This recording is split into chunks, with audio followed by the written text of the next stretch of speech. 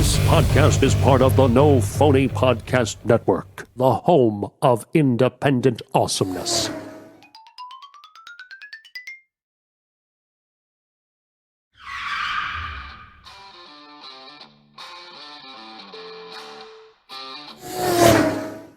So welcome back to another episode of On the Road with Jim and Casey. Joining us today, Jack O'Halloran, actor and boxer. How's everything going? Not bad. If we get rid of this lockup, which it appears they're going to start doing something, I guess. Yeah, where are you calling us from today? California? I'm in California, yeah, Redondo Beach. Yeah, I saw, is it true out there? I saw on the news that they're actually filling in like skate parks and stuff with sand to keep kids out of the skate parks. Filling in skate parks with sand to do what? To keep kids out of the off of the beaches and off of the skate parks and all that stuff. I don't know about skate parks. You're not allowed on the beach. It's kind of weird. Like, if I go down to the beach, it's only a block away. If I go down to the beach, there's a sidewalk on the beach side. You can't walk down that sidewalk, but you can walk on the sidewalk across the street. kind of hypocritical, you know what I mean? Yeah. It's kind of the whole thing to me is a little bit, out of bounds. But it is what it is. There is a virus, and it is dangerous to a degree. But it's I think we've had worse things in our society. There are a lot of people that have recovered from this thing. I know where I live here, the biggest hospital here is Torrance Memorial. We only have 6 people in the hospital here. So there's a lot of people that keep saying, well, everybody hasn't been tested and all that stuff. And I go back to the AIDS situation, and 38 million people died with AIDS before they found some type of a comeback for it, and there's like 32 million people walking around today with AIDS in their system, so it's, that they put the fear of God in people. They said you couldn't shake somebody's hand if they had AIDS, which was a lie, because AIDS can only be contracted blood on blood. You know what I mean? So they never tell the truth about certain things and to shut the whole world down because of something, to me, is a bit ludicrous. I understand being precautious and all that, but I think they just went a bit overboard. I think it's another way of separating people. With some of the there's a lot of all the preventative stuff that AIDS that they've come through now. I guess the spread rate is lower now, right? I think so. I believe so, that it could actually go away in a certain amount of time, because there's these like pills that you can take or something that. Well, there's a 99%. It's a 99% accuracy on it, which is but it took them 30 years to do that. Right. And it was man-made. AIDS was created by a guy up in San Francisco, Michael Riconosciuto. He made it. That guy just said that the coronavirus or COVID is man-made, and because it has the HIV receptors in it. It's both. It's against your immune system. Right.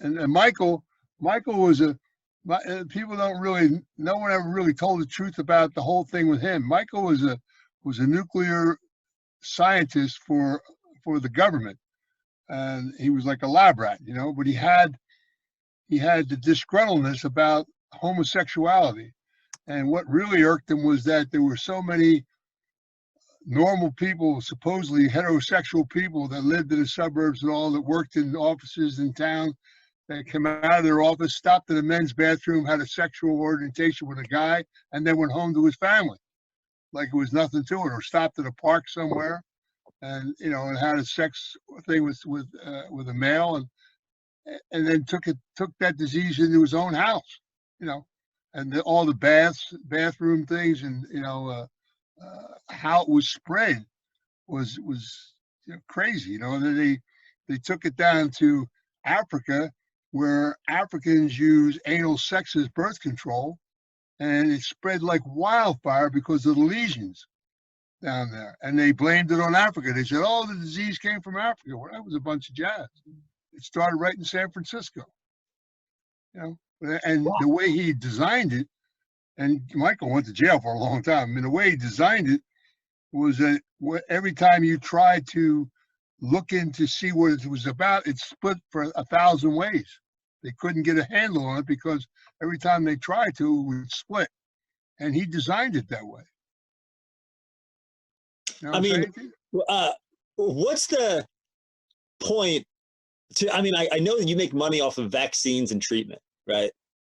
But I mean, you go around, you tell people, hey, there's these people that are inherently evil. They have the spirit of evil inside their heart, and they're doing things that, what drug company would be like, hey, can you make something up that we can never stop, and it ruins everyone in their entire lives? You know what I mean? Like, Well, you're talking about Big Pharma, and Big Pharma has been in control for way, way too long. And that's another thing that nobody ever has told the truth about. And I'll ask you a question. You guys seem like intelligent guys. You read a lot. What was the very first prohibition in our country? alcohol. No, No. wrong. Look up in your computer the Harrison Act in 1914. The Harrison Act gave Big Pharma the permission to prescribe drugs and put control on all drugs, and gave Big Pharma their start and running start into the world. You understand? Yeah. Before Big Pharma, before the Harrison Act, you could buy marijuana across the counter in any drugstore. Cocaine was in Coca-Cola. Oh yeah, yes. Oh, for sure. You could buy opiates across the counter, and there was no big surge of addictions. All that came after the Harrison Act. When you put things in the street where people can't get them anymore, it creates the mystique.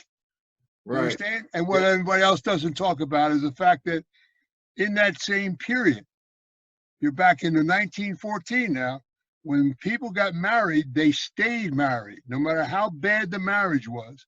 And women had 8, 9, 10 children, and they were housewives. And they were fatigued and they were tired, so they went to the doctor. The doctor gave them a script for speed to wake up in the morning, and they gave them a script for Valium to go to sleep at night. So all those drugs are going into their body, which means every fetus that they carried, those drugs are going into that baby before the baby's even born. And children were being born with addictions. No one ever said a word about it until 1970, when they did a documentary called The Littlest Junkie, because of a hospital in New York. All these children were being born screaming and crying, and they couldn't figure out what was wrong with them. One bright doctor said, these kids are going through withdrawal. Their mothers were drug addicts, and the child's bellies were cramping, which was causing them a lot of pain. They were going through a withdrawal because when they were in their mother's stomach, all that stuff was being fed to them. It's like any junkie. And the mothers thought they were probably doing something good. You know what I mean? Like, because the doctor's prescribing it because we're intelligent, educated. Hello. We're doctors. And they said, like in the 60s, they gave us a tag of sex, drugs, and rock and roll. But and wondered why everybody got into pot and all that stuff. Well, they already had addictions in their body. Well, what about the doctors that, yeah, I mean, they were paid to do this, but the doctors that were like, the best cigarette that I approve of is this. Like, that's science. That was like mainstream of like doctors promoting types of cigarettes. Like, it's just paid off by what you. It's people that follow the path of the dark arts and of evil, and they don't have the. But what you were saying about Coke with the cocaine in it. I was reading a lot of stuff that people said that were there during the change around. They were like, "Oh, it was the greatest. It tasted so much better when it had cocaine." Well, you got to understand another thing, that the government got very much involved in the cocaine business. We were put into the cocaine business. You go back into the 1960 when, and this is all, you can look this up on your computer. This is pure fact. Back in 1960, there were changeovers in the country. The country went off the gold standard, went on the Federal Reserve.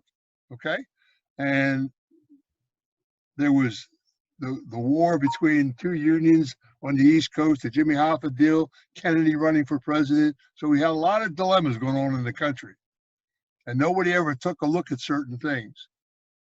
And then in 1960, when they did the gold changeover, and the banks were going through all their books and everything, they were looking and they say, wait a minute, what is this? All these loans are being made to South America for so-called agricultural loans, and we're not seeing any of the money back. You understand? Yeah. And then they looked into it and they got into it. And in 1963, all of a sudden there was a bunch of money going into banks in New York City. One of the banks in New York City said, wait a minute, somebody's putting drug money in my bank. So they gave up a matchbook, and they kept a carton because they were laundering money right through the banks in New York. The Federal Fractional Reserve Banking and the Federal Reserve, it's not real. Well, that's it. It's not real. And that's what's going to happen right now is that we're going back on the gold standard. No one is really talking about that, but that's going to happen. The whole world is going back on the gold standard. Yeah, they're going to back currencies with gold in the world around, all the way around the world. And the dollar will become the strongest currency again, followed by the pound, and then the lira of Italy is going to have what they call a heavy lira. All that's going to change, and that's what I think a lot of this bull is about, that they're doing World Bank changing, and they're changing a lot of things that I never thought I would see in my lifetime, but it's happening now. It's going to happen. During the shutdown, you mean? Yeah, it's going through. That's why banks are closed and everything. They're going through readjustments periods and redoing things. There's going to be a whole different change up on our banking systems and everything. And if you think about it, what will happen is, you see what you were just talking about, the Federal Reserve is paper. They're just printing paper. That's all this money, these trillions of dollars that they're giving out right now, all that's going to be eaten up by this changeover. And that's why they're saying they can give you loans that are not, you don't have to pay them back, because the Federal Reserve is going to eat all that when they change it over. You watch and see what happens. Oh, that's interesting. Quite interesting. Yeah, like that. I mean, it's fake funny money. They're just all they do is print paper. Yeah, and then it's paper, and it's debt. And that's why it's been worthless for so long. So when I was a kid, when Eisenhower was president, the dollar was worth 87 cents. You could go to a store with a dollar bill and come out with a bag of groceries. The dollar was worth 87 cents. You know what the dollar's worth today? What? Pennies. Wow. Pennies. Jack, I heard you say that about Jimmy Hoffa and the unions and stuff. I've heard you say that you used to run with the unions back in the day. I knew Hoffa very well. Really? And I've also heard you say about the movie The Irishman that it's complete bullshit. It is bullshit. Tell us. Jimmy Hoffa, Frank Sheeran. I knew Frank Sheeran. He's from Philadelphia. I knew him well, actually, and I knew Russell Buffalino well, and I knew his cousin Billy, who was Hoffa's lawyer. And Frank Sheeran never killed Hoffa, and he never killed Joey Gallo. So Hollywood took a liberty, because there are questions that no one's ever answered in our society. That's why I wrote the book Family Legacy. Family Legacy goes from my father's death to Kennedy's death, and I tell the truth about the Kennedy assassination. What is that? Well, if you were going to say what one person was responsible for Jack Kennedy's death, it was his father. His father backstabbed every person he ever did business with. His father was, and you got to go back to Prohibition, when his father was put under thumb by Chicago for something that he did in the Prohibition era. Joe Kennedy was probably he was a genius banker. There was no two ways about that. He was the youngest bank president in the history of the country. But he was married to Rose Fitzgerald, whose father, Honey Fitzgerald, was the first senator of Massachusetts. He was a gangster from Ireland. He owned the Boston Bank. He owned the Boston Harbor. He brought all the liquor in from Scotland and Ireland, and he controlled it. and they took that liquor up into Canada in the Prohibition era for alcohol. They took that up into Canada, and they had a big warehouse up there. So Joe Kennedy and a guy from Newark, New Jersey that owned Fleischmann's Liquor, they put together a bootlegging system. And there was a load of booze that was supposed to come down into America that belonged to the Purple Gang, and Joe Kennedy hijacked it. And these guys weren't anybody to play with. They were serious. Look up the Purple Gang. They were serious individuals. And they told Joe Kennedy, "You're a dead man, son." He ran back to his father-in-law. He said, "Oh my God, how do I handle this?" The guy said, "I can't help you with that. Not with that. Only one guy can help you, and he's in Chicago, Joe Esposito." He went out to Joe Esposito and he sat down, and Esposito said to him, "Well, you know what, kid? You're a great earner. You go home now. I'll take care of the Purple Gang, but you know what? You belong to us. You belong to us now." And he did things for Chicago. There was a place in Chicago called the Hamilton Club, which is like the New York Athletic Club. It was the political stronghold of the country at the time. Roosevelt, all the presidents hung out there, everybody. And they had him under thumb. They sent him out to California. He met Randolph Hearst. He put together, if you ever looked underneath RKO Studios, Joe Kennedy put the distribution deal together for them by putting all the Jewish theater owners together and created a distribution for RKO Studios, because Chicago controlled the film industry, because they owned the cinematographer union. This is all stuff. It's real stuff. You look it up on your computer, you'll find the answers are there. Well, no one ever looks for it. What's funny is I've never heard of someone that knows it so well, like you just broke it down. My mom told me this probably like 10, 15 years ago.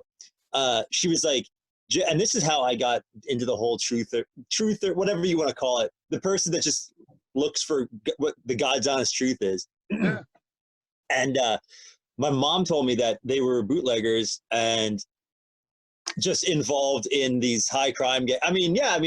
He spoke nice or whatever on television and everything, and he was good. But like, yeah, how his family came. They were bootleggers involved. Well, he made a lot of money from They made a lot of money from bootlegging. But then you go to 1926. 1926, America had become a war-bearing country because of World War I.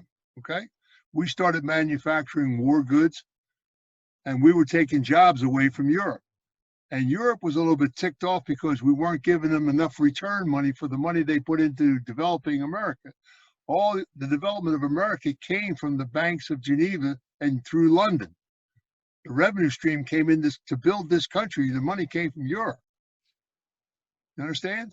So in 26, they were screaming, "Well, you're taking our jobs away. Now you're not paying us back enough money." So the government sat down with Joe Kennedy and they said, "Listen, we want you to do something for us." And he did a short sell. You don't understand what a short sell is? I think I do. He did a short sell on a company called Pathé Newsreel. They stole $5 million in broad daylight, and nobody ever saw it happen. They said, "That's very good, son. Now this is what we really want you to do." They did a short sell aimed at 30 companies in Europe. One of the companies being run by a guy called Blackjack Bouvier and his uncle and his father, and that was Jackie Kennedy's father. And that company belonged to the Rothschilds. It was a banking company. So they designed this short sell, and it started in 1929, and they worked it for a week. And it was very, very successful. They said, "We'll take a couple of days off and then we'll come back and finish it." Well, when they took a couple of days off, the country had panicked because the stock market was going crazy, up and down, and it caused the crash. They didn't do it to have the crash. It just created the crash. And they bankrupt 30 companies in Europe that were all involved in banking with the bankers of Geneva. That's when Joe Kennedy angered the bankers of Geneva. The first time. So then when the crash was over, Roosevelt grabbed Joe Kennedy. He said, "You did a great job there, kid. Now we want you to go and rewrite the laws of the SEC." And he became the head of the SEC. And he rewrote all the laws because they knew Europe had to reinvest back into the country to get their money back, but under different rules. Understand? In Wow. 1935, when the SEC finished what they were doing and had it all set down, Roosevelt said, boy, another good job, kid. Now we're going to make you ambassador to London, England. You're going to be the ambassador to England. And people in Chicago grabbed me and said, when you go over there, this is what we want you to do. You're going to tie this knot, this knot. We're going to bring some things together. The first guy he ever sat down with over there was the Shah of Iran, who was a gangster. And they put together a bank. And we were not in the war yet. You're talking about the 30s still. We weren't in the war yet. So they lent money to Hitler through this bank. And then they added a guy called Khashoggi. Hitler came back to the same group and he was buying weapons from them. And England turned around and said to Joe Kennedy, whoa, you can't do this. You're supporting our enemy. Wow. You just broke down. And they threw him out of England. And he came home, Ambassador Joe Kennedy. But nobody ever said why he came back home again. Because the Gore family owned the newspapers in Indiana. All the newspapers on the East Coast were controlled by the Gore family. And Randolph Hearst controlled all the newspapers on the West Coast. No one ever printed a word. There was no television. You mean Al Gore's family? Al Gore's family. They controlled the newspaper industry on the East Coast, out of Indiana. This is all history. You guys, they don't teach you this at school. No. Well, no. And I was But going to all say, those facts, you go to a library, you'll find all this stuff. Okay, so I love this, by the way, because you broke down how the Rothschilds and these people were funding Hitler and all the Nazis. I mean, I've talked about on the show how we brought all the Rothschilds weren't funding. It wasn't Rothschilds. It was Joe Kennedy and there was the Shah of Iran. Right. And Joe Kennedy put together a bank in Europe, and they were funding Hitler with it. And then Hitler came back, and they were buying weapons from him. Have people that okay, so you talk about this in your book, correct? Yeah, well, parts of it. They're going to the books that are going to come afterward will focus even more on some stuff. Have people tried to discredit you completely? Like nobody. No. Can't. How can you discredit the truth? Exactly. The absolute truth has zero. How can you discredit the truth? And you can't. You see, let me tell you something. People can read a book and they can read an article. They can read somebody else's version of something. But when you live something and you're there, how can you tell me that it's alive if I'm witnessing it, if I see it? So who out of your what you know, how did John Kennedy's dad? How is he involved with killing him? With assassinating? Because Jack Kennedy was dying. He was not going to live out his term. He was dying he had Addison's disease. If you don't know what that is, look it up. It's a disease that eats your whole spinal cord up. He was shot up with dope every day. He was in pain every day. He had Addison's disease. He had 4 different diseases. One of them syphilis. He was in bad shape physically. And his father would rather see him die the way he died and put a mark on the Kennedy family of having bad health and stuff and people would say, well, that's kind of cold. Is it? How about what he did to his daughter? His daughter was suffering from ADD before anybody had any solutions for it. So what he did, he lobotomized her. Really? She sat in an institution all her life. Wow. And how cold is that? I heard that Kennedy was when you say he was shot up with dope. I heard that it was methamphetamines a lot. Because he needed to function. Jack was a smart guy. I like Jack Kennedy actually, but he was a pup. His father was in his ear at everything he did. When he goes here, look at the progression of how he became president. He was running against a guy named Nixon, who the mob already owned. And when Sam Giancana got involved with Jack Kennedy, people in New York, Meyer Lansky, and them said, what are you doing, Sam? And he said, well, Joe Kennedy, because Joe Kennedy was controlled by Chicago, Joe Kennedy told me that we would have both his sons' ears. So we've got a control in the White House. And they said, well, what are you going to do with that little punk Bobby? Because Bobby was already a pain in the ass. They said, oh, he's going to become ambassador to Ireland. That's not going to be a problem. So Jack Kennedy comes to California where he had to get nominated. The nominations were being run in California. And Joe Kennedy told Sam, we got it all covered, no problem. Boom, it's a shoo-in. First 2 days are out here in California. He calls Sam on the phone. He said, we got a slight problem. And Sam said, I thought you had all this together. He said, well, we got a little bit of a problem, hiccup here. So the state of Illinois, and you see, this is all fact you can look up. State of Illinois, for the very first time, went Democrat. And 2 other states are alongside of it because of Sam Giancana made phone calls and they turned Democrat. Raised their hand, boom. And the third day he called back and he said, well, we're still a little bit short here. And there was only one state that had enough electoral votes to push him across the line for the nomination. And that was the state of West Virginia. West Virginia had a lot of electoral votes because of the mining and all the stuff that was done down there. So Sam Giancana called a guy named, Cellini, who they own casinos, illegal casinos in West Virginia. They excused some debt, and West Virginia raised their hand. And Jack Kennedy got the nomination to be run for president of the United States. Yeah? Okay. Wow. Now, when he got nominated, H.D. Hunt went to California with a bag full of money and gave it to Joe Kennedy for Johnson to run as Kennedy's mate for vice president. Okay? Wow. Now he's running for president. And it's a nip and tuck. Look it up on the deal. It's a very close race. Nip and tuck, all the way down the street.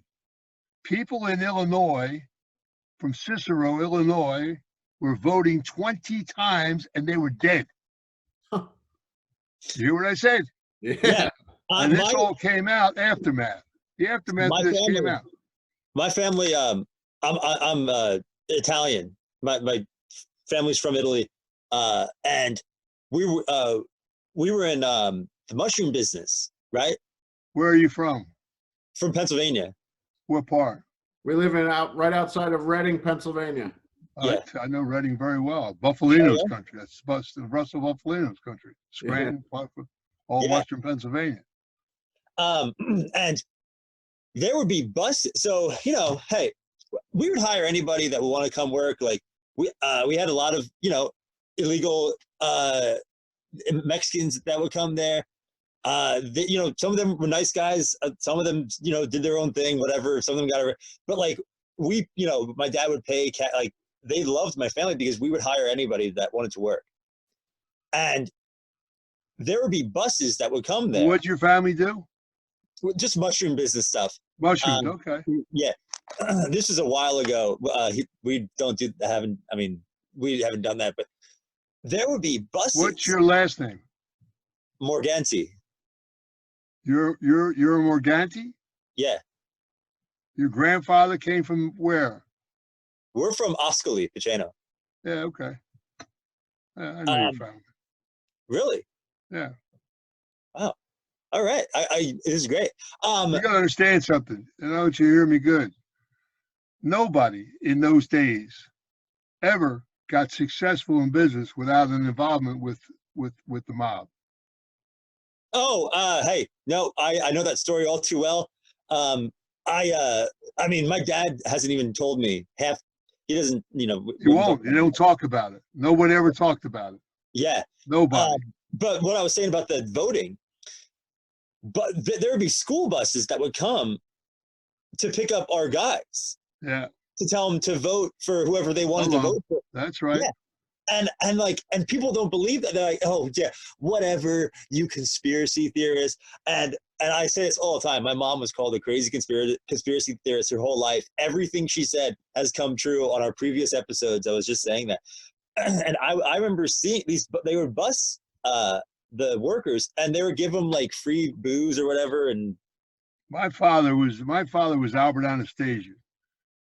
Albert was the head of Murder Incorporated, and he was partners with Charlie Luciano and Frank Costello. My father was the most feared Italian that ever came in the country. He was the glue that held them all together. And he owned dress factories in Western Pennsylvania. because that's how I was conceived in 1941, when they were looking for my father everywhere, because they had already gotten his other partner at Murder Inc. was already in jail, and they were looking for Albert everywhere. He was in Indian Gap, Pennsylvania, in the Army as a sergeant, teaching soldiers how to be longshoremen. Wow. And this is a funny story. The guy, and he used to be, but he never spent a night in the barracks. He was in Philadelphia every night. That's how I met my mother. And I was conceived. But he was his captain of his platoon in the service called up the New York police and said, "Hey, this Albert Anastasia guy you guys are all looking for. I got him right here in my army." The guy said, "Then what? What are you talking about?" He said, "This Albert Anastasia guy. Everybody's looking for him in the newspapers. I read all these articles in the New York newspapers. You're looking for Albert Anastasia. I have him right here in my army." The guy said, "Hold on a second." Come back on the phone. He said, "That's all a bunch of bull media." He said, "We're not looking for Albert Anastasia. Don't worry about it." Huh. You understand? That's how much power they had. Oh, I see. They control Had that much power in those days. And honestly, that's where we got this from. All this control, this ruling over you. You have to do it our way. It was from like the mafia. Like Well, that's you how. understand something. I'll tell you what's wrong with our society today. And being you're an Italian kid, you'll understand what I'm going to tell you, because I'm sure your household was run the way I'm going to explain it to you. One word is missing in our society today, badly. It's a word called respect. People do not respect themselves, so how can they respect anybody else? Right. When I was a kid, I was taught respect. There was respect for my elders. I was taught respect, period. The word respect was a mandatory thing in my household and in a lot of households. I went to Catholic school. If a nun hit you for doing something wrong and you ever went home and said, "Oh my God, I got hit by a nun today," you get hit at home. What'd you do so bad that a nun had to hit you? You understand? Yeah. But there was discipline in schools. I mean, I went to Most Blessed Sacrament in MBS. MBS was the biggest Catholic school in the city of Philadelphia. We had almost 5,000 students in our grammar school. I went to classrooms with 90 kids in them. But you could hear a pin drop in that room. Those nuns ruled their roost, boy. There was there was discipline. You understand? Mhm. So you got it at school, you got it at home. It was a whole different. And when I was a child, at 6 o'clock, you better be sitting at the table for dinner. Families looked each other in the eyeball. People don't do that anymore. It's anti-family right now. Everyone, they tell you that you can get it all on your own and you don't need a family. And, and you know, like, whatever you want to do in your life, that's great. Like, if you're happy, I'm happy. You know what I mean? But like the world, you can tell there's absolutely nothing wrong with having a big, beautiful family. That's probably the most prosperous thing you could have. And it's kind of like, it's cool now. It's all cool. Like, oh, isn't it so cool to, you know, you can, oh, you don't need a man to get married. No, you don't have to settle down. No, just be single. Look at all these cool things you can do, which, hey, I've been single for 7 years. I mean, I get it. Like, there's fun things to do, but you can see the world is, it's going deeper and deeper down the bottomless pit. It just keeps getting worse and worse and worse. And it's just going and not even the world, like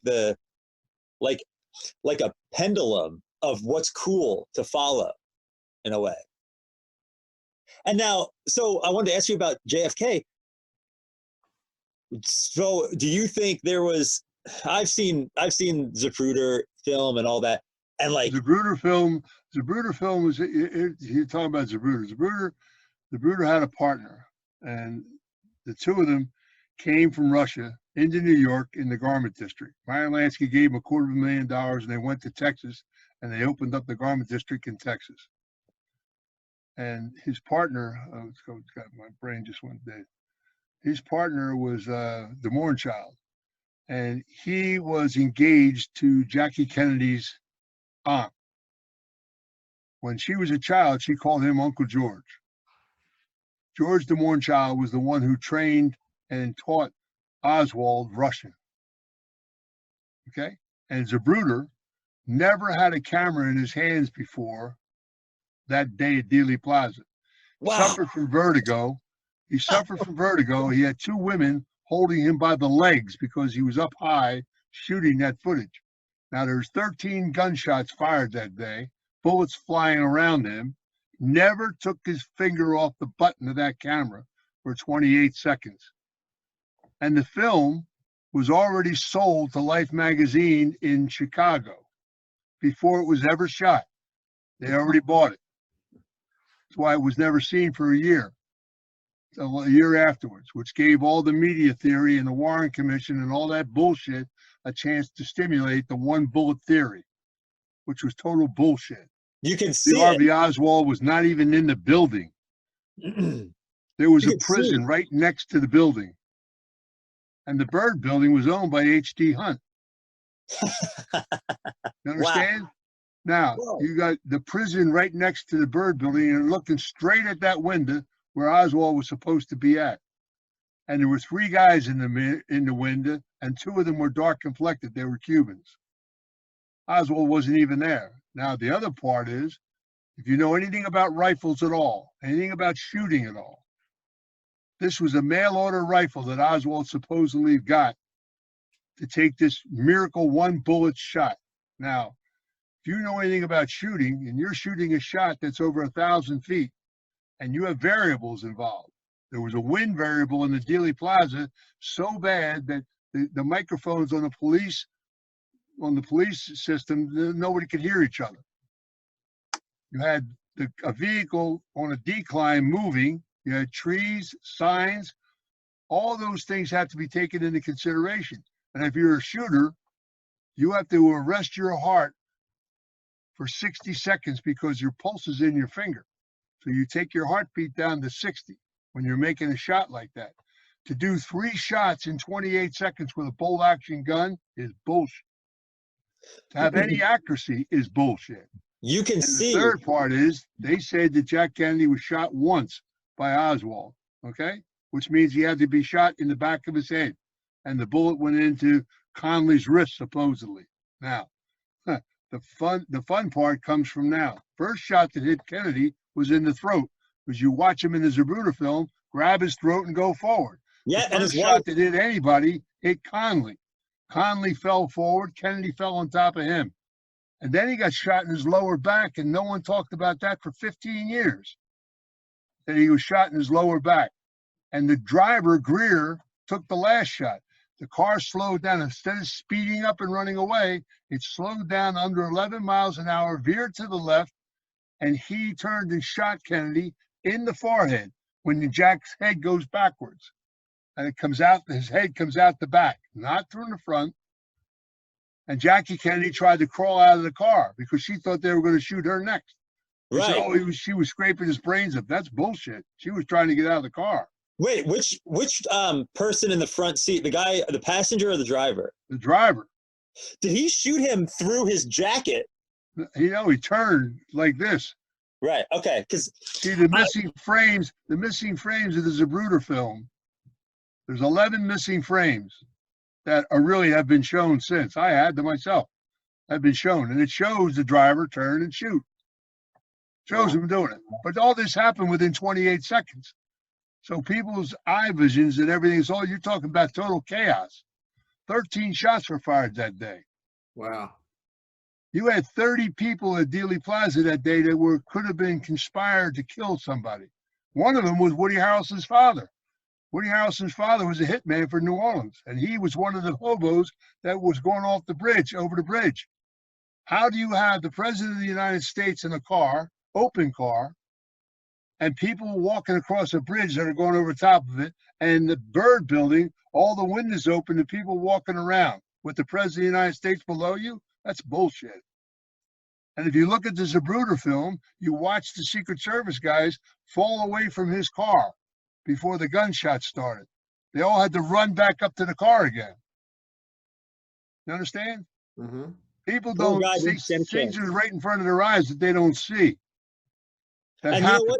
They probably filmed it because that's how they operate. They need to glorify the power that they have by showing you and saying, do Who's you want they? this?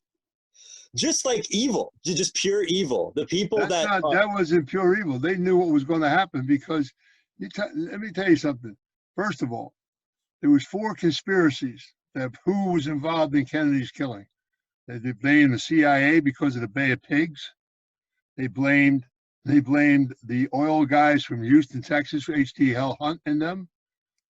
They blamed the mafia.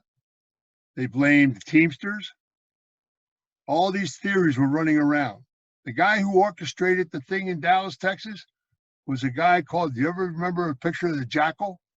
The guy's name was Carlos Sanchez. Carlos Sanchez was the assassin from Europe. He was the primo assassin. Carlos Sanchez, the Jackal. He was the guy with the umbrella at Dealey Plaza. He orchestrated that whole thing. It took them 6 months to reroute that down Dealey Plaza. And if you were going to shoot Jack Kennedy in that day right there at that time, and you were going to shoot him from that window in the Byrd Building, as the car approached the Byrd Building face forward, that would have been the ideal shot to shoot him, not when it turned and went down a decline. You understand? Mm-hmm. Right. So all this theory of and the Warren Commission was totally full of shit. They grabbed Jack Ruby and they sat Jack Ruby down, and Ruby said, then, well, I guess you want me to tell you about Chicago. And they said, no, we don't care about Chicago. And he said, well, you can't talk to me here. You got to get me away from Texas. You cannot speak to me here. 6 months later, he was dead. Shot up with a cancer needle from Tulane University, like a lot of other people have been done in life. I mean, they've got cancer. That's they right. There's a cancer lab at Tulane University where they were doing cancer research, and needles came out of there, and there were people that were shot up with them. John Gotti died that way. There were guys who went to jail were never sick a day in their life. And why couldn't they talk to Ruby in Texas? Because Joe Kennedy backstabbed everybody. Joe Kennedy. Here's the deal. Jack Kennedy gets elected president. Joe Kennedy whispers in his ear. He said, "Son, all those oil barons down there in Texas. Now you got to understand something. In 1960, 4 of the wealthiest men in the world lived in Texas. You had H.L. Hunt. You had George and Herman Brown, which was Brown Root, which today is Halliburton. Sid Richardson. You understand? All these guys had the oil fields, and the richest guy in the world was Clint Murchison Sr., not Jr.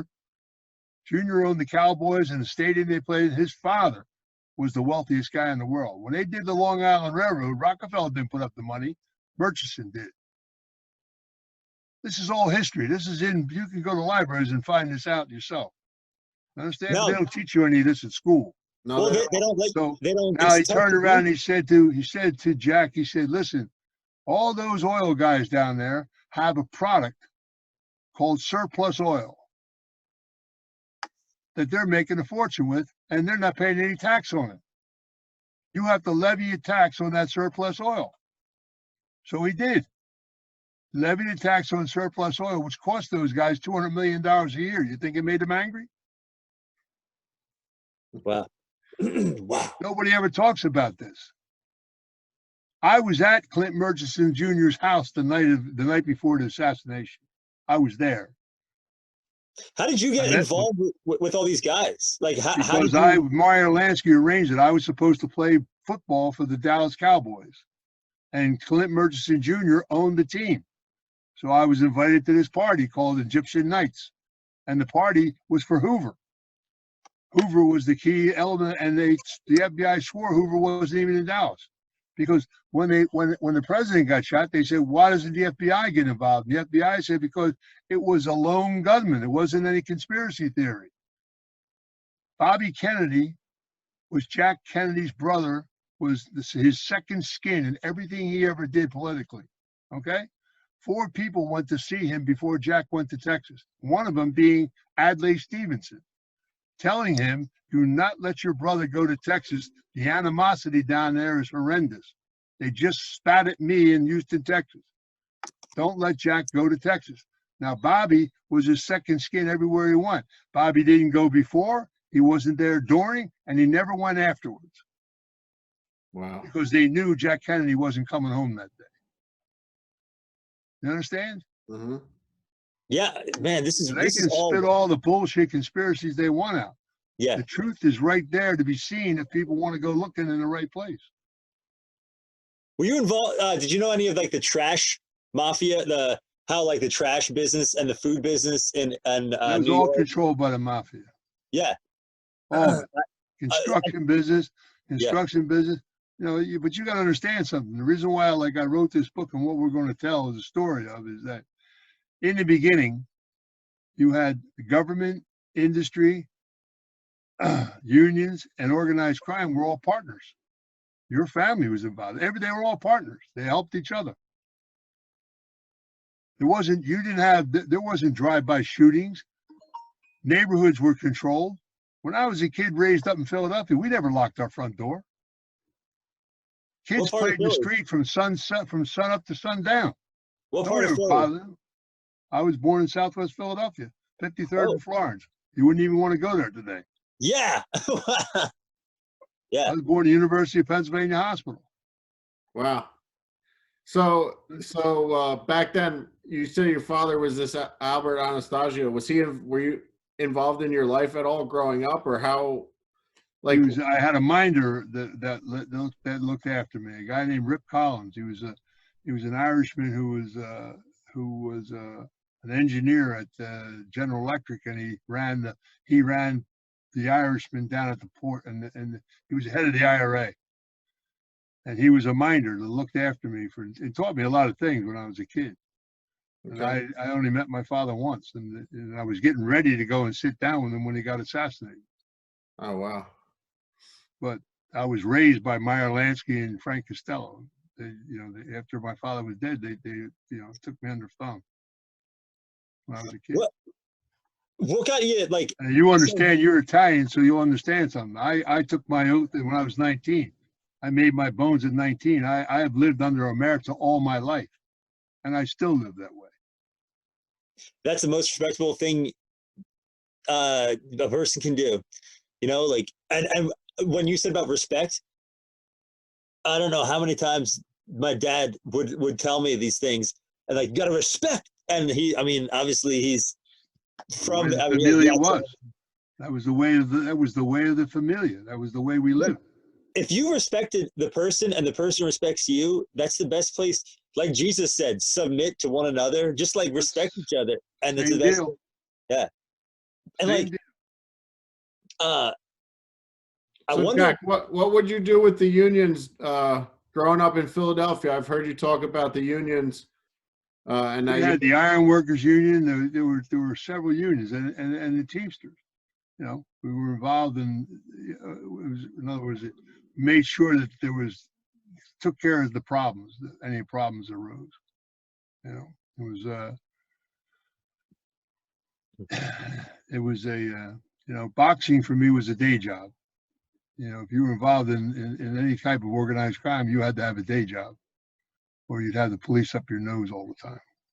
Okay, so that's why you got into boxing then. Sports. I was going to play pro football, and then Ali won the title, and I said to some people, I can beat that guy. So my manager was Sam Margolis and Blakey Palermo. They owned Liston and several other fighters, so there was a mob control deal. And I said, I can beat that guy. And they said, good. They put him in the gym, blah, blah, blah, and I became a professional fighter. It was a great day job. That's awesome.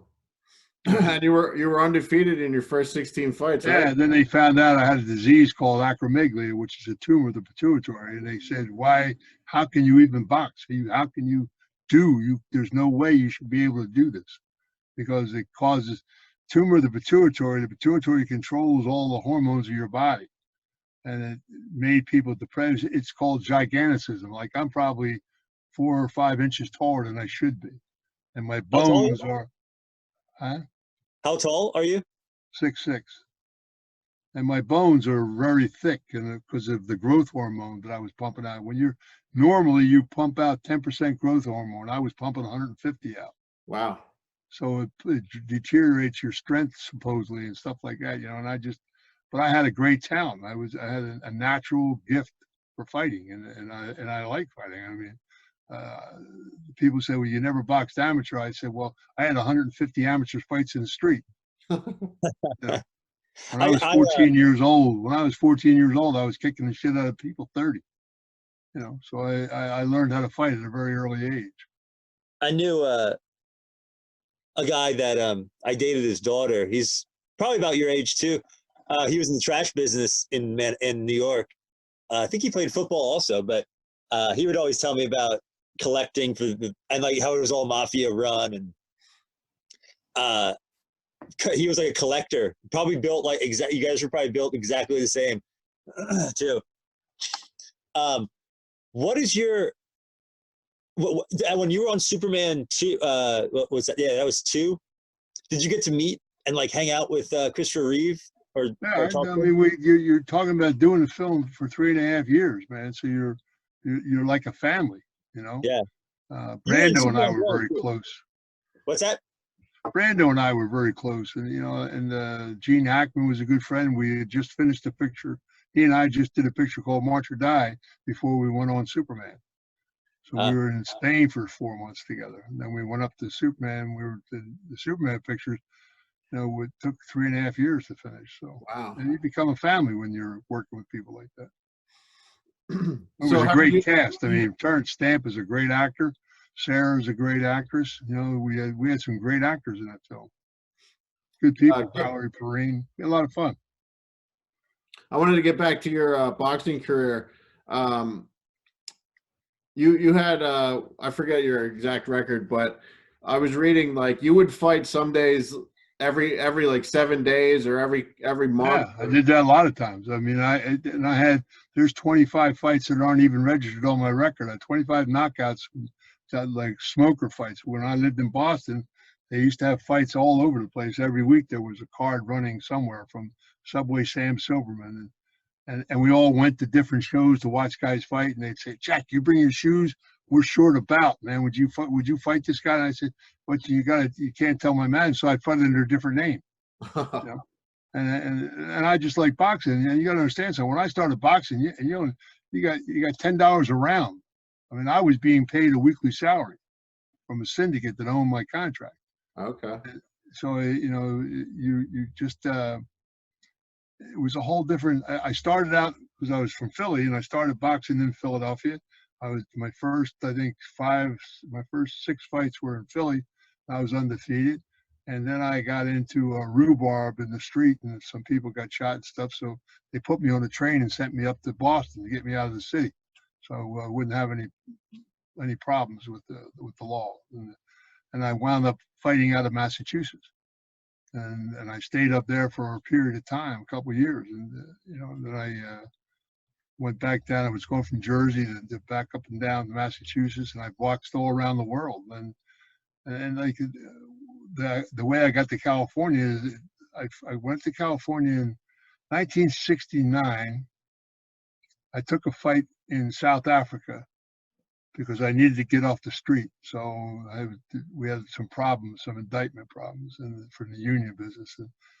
And we owned the bartender waiters union. There was a big stink in Philadelphia at the time over that. And so I took a fight, went down to South Africa, and I was down there for a month and a half, and I got in terrific shape. I fought this guy in South Africa, and I beat the shit out of him, and they called it a draw because he was a South African, and they wanted me to stay there and fight out of South Africa, and I said no. And so then, but 7 days later, I fought Manuel Ramos in L.A., who was ranked number 2 in the world. And they were looking to make an Ali fight with him. And I remember getting off the plane, and the promoter was a big promoter, George Parnassus. And he said to me, "My God, son, you're in great shape." I said, "Well, aren't you supposed to be in shape when you come to a fight?" And I said, "Not only that, but I'm going to knock this bum out." "Oh, my God, you can't do that. We're going to make a title fight." So I knocked him out in the 7th round. And that was the second movie that they tried to get me involved in. It was they did a movie called The Great White Hope with James Earl Jones, and I knocked him out, and I went back to New Jersey, and I get a phone call and they flew me out to California to meet the producer and all. And the deal was already done because Raymond Patriarca from Rhode Island put it together and said, get him off the street. And I would have went to Spain for 6 months. So I went out, and Gambino's nephew was supposed to be my manager and our agent and shit. And, I mean, it was really funny.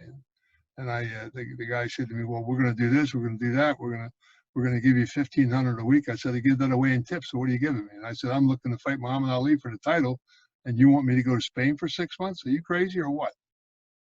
And, well, I thought this deal was all done. You're supposed to just sign the contract. I said, listen, there's a guy named Jim Beattie. He's a white guy, big, tall white guy, just retired from boxing. He lives in Minnesota. He's got 6 kids to feed. He needs a job. Call him on the phone. He'd be great for it. You're telling us no? I said, see you later. And I walked out, and James Earl Jones was coming up the steps I was going down. He stopped me. He said, Jack O'Halloran. I said, yeah, James Earl Jones. Isn't that amazing? He said, is it true what I just heard about you? I said, well, it depends on what you heard. You just told Hollywood to take the biggest movie in Hollywood and stick it? I said, well, I guess you would call it that, yeah. He said, I got to shake your hand. Never met anybody done that before. And we became pretty good friends. And I was already friends with McQueen because Steve McQueen did a picture called Thomas Crown Affair up in Boston in '66. And we looked after him when he was there, and he and I became good friends. And he said, man, come down on the set, put you in the movie, and come to Hollywood, we'll have a ball. And I said, I don't think so.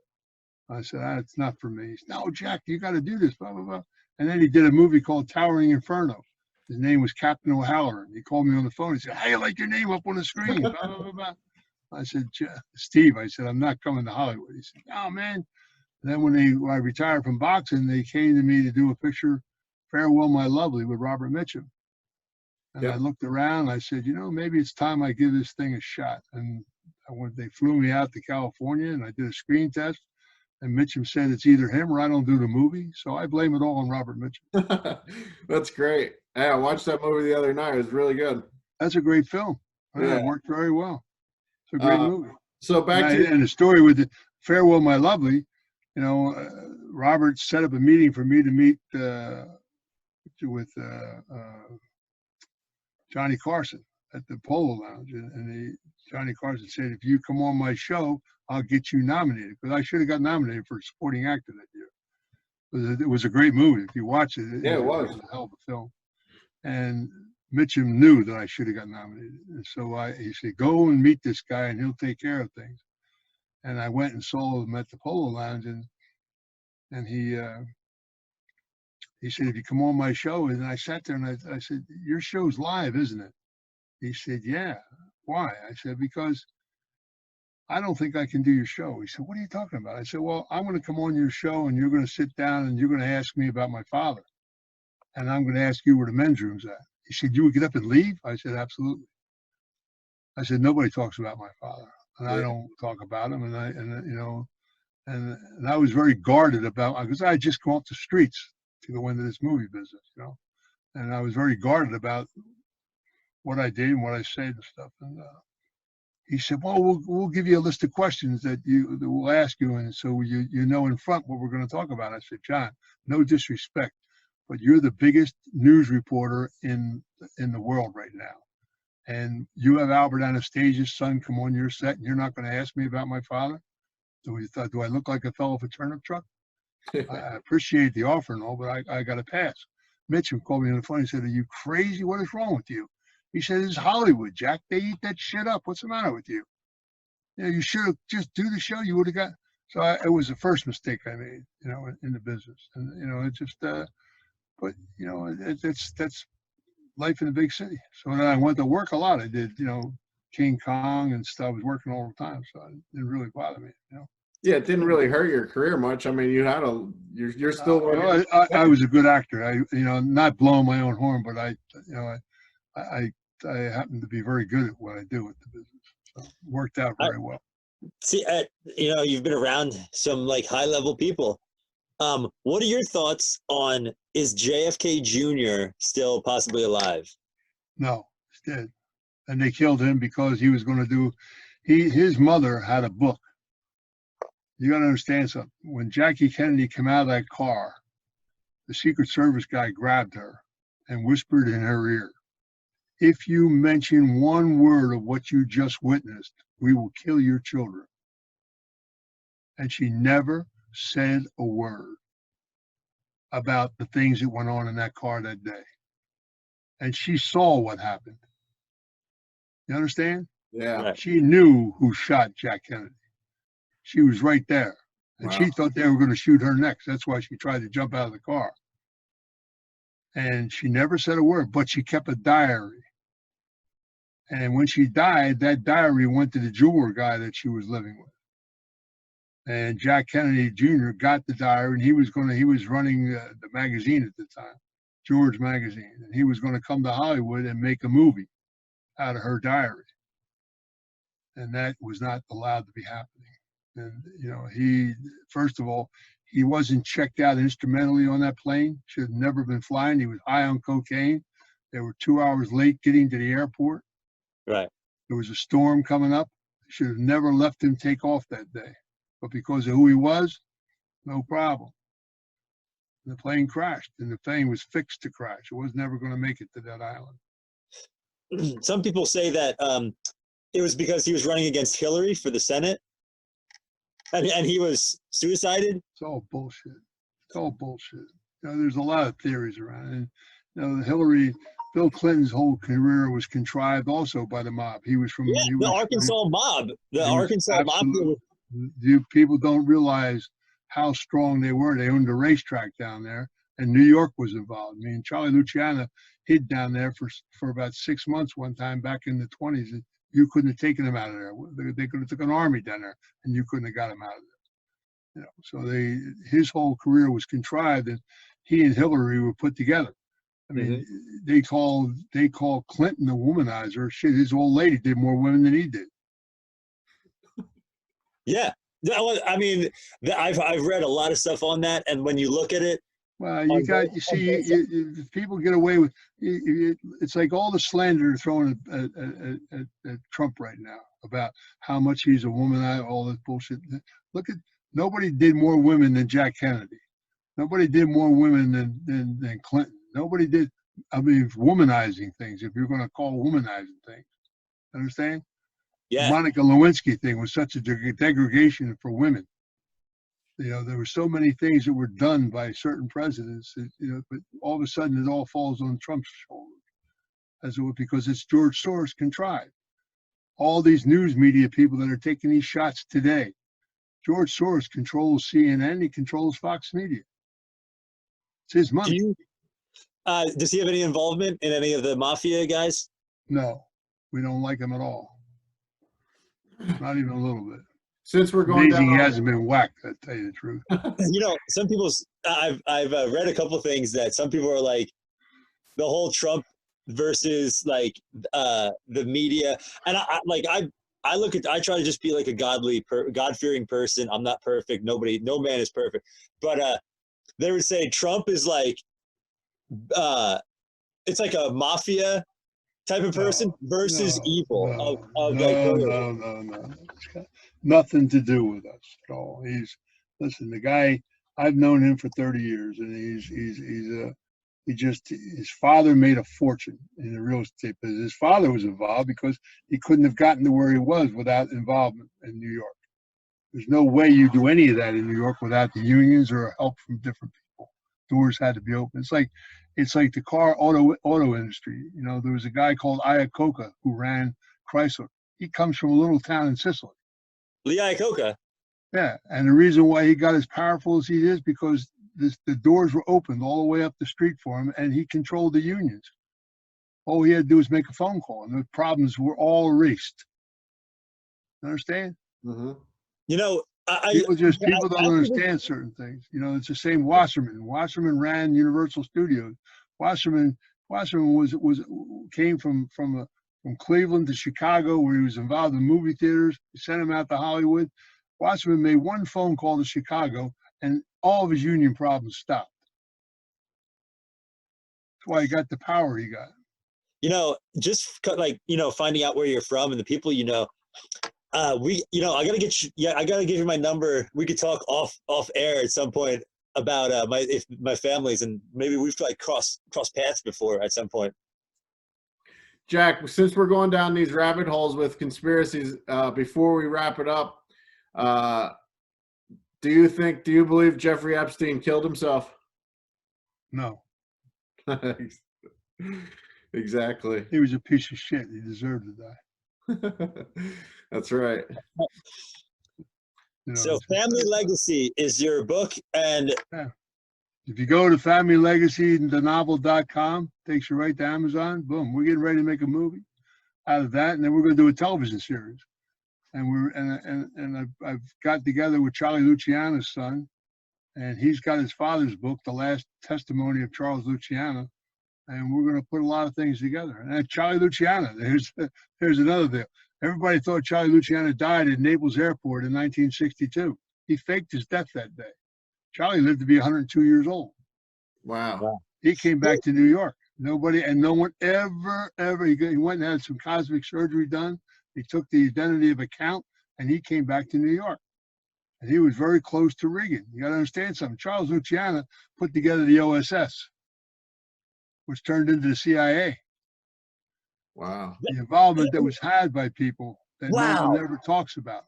I've always read that the CIA came from the mafia. See, OSS. Yeah. The OSS was put together by Charlie Luciano. You understand something? Sam Giancana, Murder Incorporated and organized crime did things in China when white men were not allowed in China. Sam Giancana developed a relationship with Shanghai Shek, who was a gangster. Okay? And people went into China and did things that the CIA couldn't do over there because it was too new. So they had street guys went over there and took care of some business for them. We've had relationships over there for 60 years, man. More. Wow. No one, and people don't, because people don't know what they're talking about. They talk out their asses, you know. It's very sad. So it's time that some truth be told. We need people like you. We got tired of being thrown under the bus, and that's what happened when the Kennedys got in. When the Kennedys came in, the government decided they didn't need partners any longer, and they started throwing people under the bus. And then a guy named Genovese, who should have never been given the power he was given, he was the one that got us in the drug business because there was so much money involved. And he did that when he was deported in the 30s, and he went to Sicily and he got involved with putting a plant down there, and they were processing and they were bringing stuff. And all the Italians that were involved in bringing that heroin into America from Sicily were not called Italians, they were called Zips. Ask your family about that, young man. They called them Zips. They weren't even allowed to be called Italians. Why? What's Zip stand for? That was a term they gave them because they were carriers for bringing heroin into America. Wow. Oh, wow. I never heard. I mean, I know all the Italian slang words, but I didn't hear. I haven't heard that one. Yeah, we'll ask somebody about what's a zip. What was a zip in New York? They were called Zips. And a lot of the names that you mentioned, I sold produce and some Italian foods for a while in my when I was younger. A lot of the names that you mentioned sound like they're in like they own restaurants in like Allentown. Allentown, Pennsylvania. Yeah. It was a well-seated, I mean, the Italians were very vested in Pennsylvania. Russell Buffalino was probably the most politically involved Don at the time of his tenure. They used to, you know where McKeesport's at? Yep. Okay. And they did this to me when I was a kid. They took me to McKeesport, and I sat there on a Monday morning and I watched all these limousines coming up alongside of each other, windows open and files being passed back and forth. They were documents going down to Washington. They picked that little town because no one ever thought of filming it or anything of that nature. It was so out of the way. It was a little steel town, Keysport, Pennsylvania. Wow. And Russell set that up because it was an exchange place where they things that they wanted to go from one place to another. Just people making deals. You know, Western Pennsylvania was a little bit more involved than anybody ever thinks about. Have you ever had Old Forge pizza up in Old Forge? Yeah. They got some good stuff up there too. Well, Jack, this has been great, man. And I'd like to talk to you on my other podcast about your more about your movie career and acting career and all that stuff. If you'd be interested. Sure, why not? Awesome. I'll send you over an email then, and we can talk about that. This has been great. We really appreciate you taking the time out of your day to do this. And once again, just tell everyone where they can find you and where you can pick up your book, all that stuff. You go to familylegacythenovel.com, and that takes you right to Amazon. It gives you a whole history of myself, my film career, everything. It's all right there. Great. Well, thanks again, man. We appreciate it. Jack, it's You guys been, have a great day, man. yeah, you too. It's been a real pleasure hearing some truths, and I hope you know, you get to keep saying this for like people need to hear what you have to say. So thanks a lot. Take care, guys. Yep, you too. See you, bud.